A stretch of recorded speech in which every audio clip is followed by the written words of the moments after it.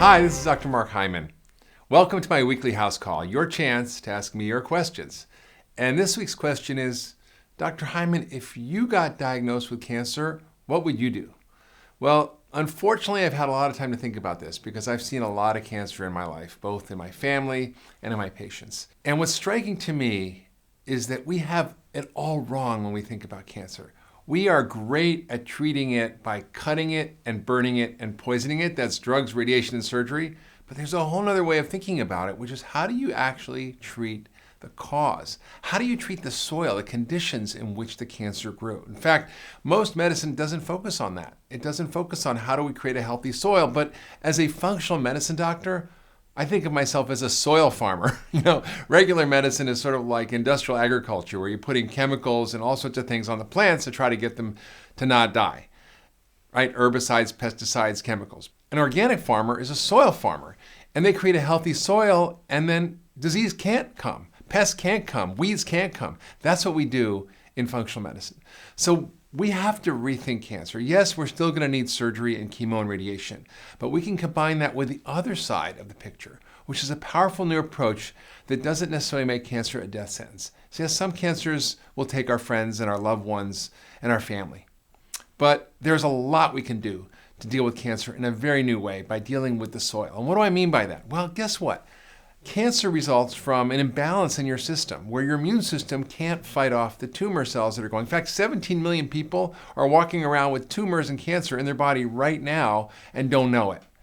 But we can do something to prevent those cancers from getting to their full stage. And even if you have cancer, we can make your body inhospitable to that cancer. So what are the things we know affect the soil? One is your diet. Well, guess what we found out? We found out that cancer is driven primarily by the sugar in our diet, by the levels of insulin that come from when we eat too much sugar, refined carbs, and processed food.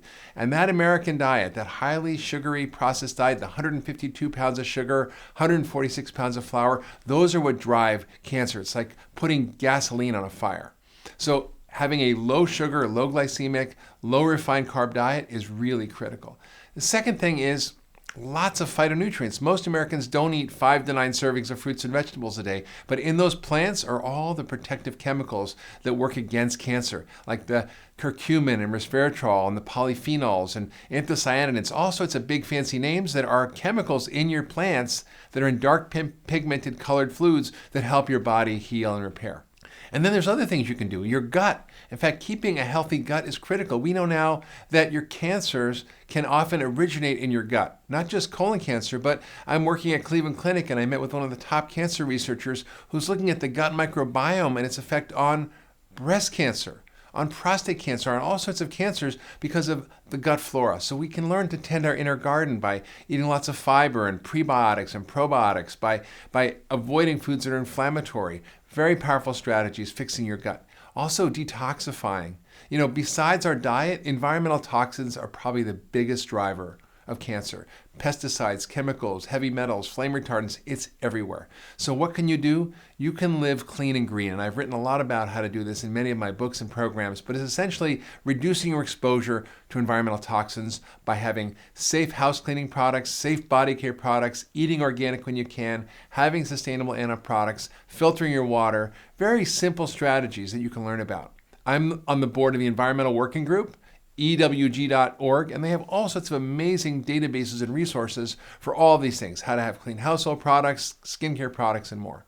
So you can learn how to tend your inner garden in your gut. You can avoid environmental chemicals. You can optimize your diet by getting rid of the sugar and having more phytochemicals.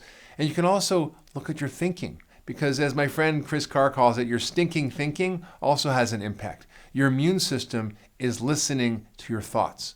So when you change your thoughts, you change your thinking, you literally change your immune system and can affect the environment in which the cancer grows. So there's all sorts of tools and resources available to us to help us create a different soil so the cancer can't grow.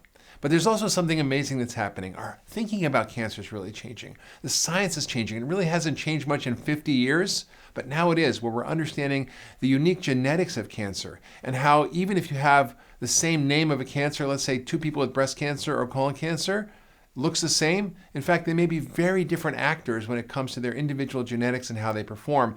And there's some amazing researchers like Dr. Patrick Soon-Shiong, who's out in California, who's looking at the cancer genome and how do we create targeted therapies that match the treatment. So using small dose, low dose chemo, multiple targets, immunotherapy, fixing the soil, that's the future of cancer. So when you have cancer, it's scary, but there are things to do always. There are things to do to improve the quality of your life, to change the environment in which the cancer grew, to come up with innovative therapies that we're doing, and to make this not a death sentence, but potentially even a chronic disease, or even potentially cure it in many cases. So I encourage you to not lose hope. I encourage you to think differently about cancer. I encourage you to do your homework and learn how to create a healthy soil and be a soil farmer for your health.